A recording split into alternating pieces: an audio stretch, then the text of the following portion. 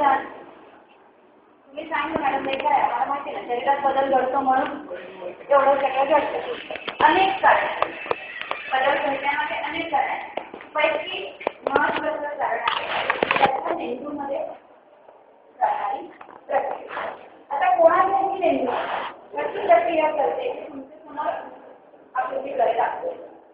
कोणाचं आता आपण किती वाजता बाजूला ठेवूया. आता आपण प्रत्येकांना मेंदूचा विचार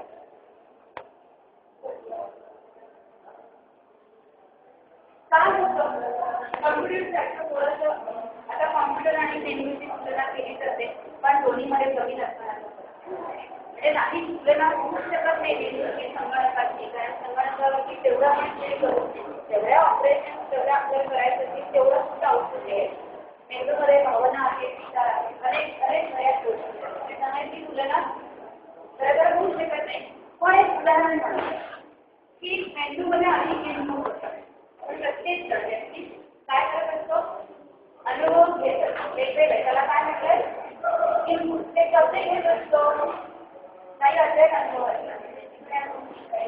काही ऐकण्यात वेळेला आपण गेलो जातं वर्गामध्ये दिले जातात. आपण आपल्याला अनुभव शिकव त्यांना वेगवेगळे अनुभव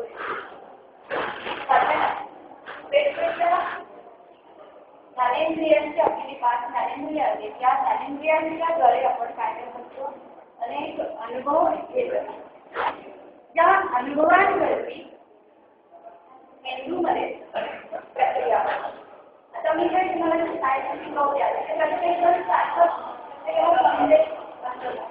प्रत्येकाला सगळं समजेल असंही नाही आणि सगळं लक्षात राहील असंही.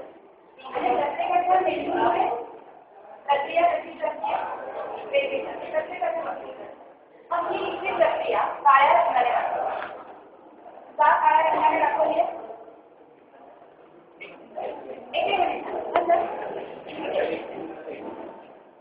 व्यक्तिविज्ञान बरोबर आहे. प्रत्येकाची विचार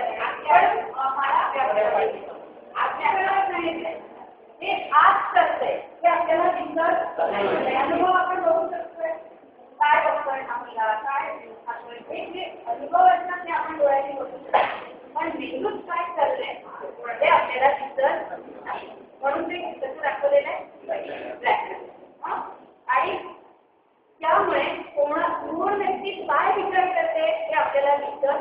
प्रत्येक घटना जरी एकच असते. उदाहरणार्थ समान परिस्थितीमध्ये वाढलेली मुलं, म्हणजे एखाद्या उदाहरण सांगते. 2 मुलं आहेत. एका मुलाचे आई वडील गरीब आहेत, त्याचे वडील दारू पितात आणि दुसरा मुलगा आहे.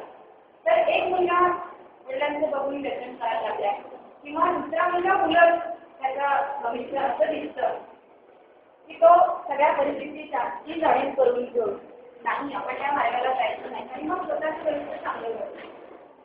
घटना त्या सगळ्या अर्थात घडणारे अनुभव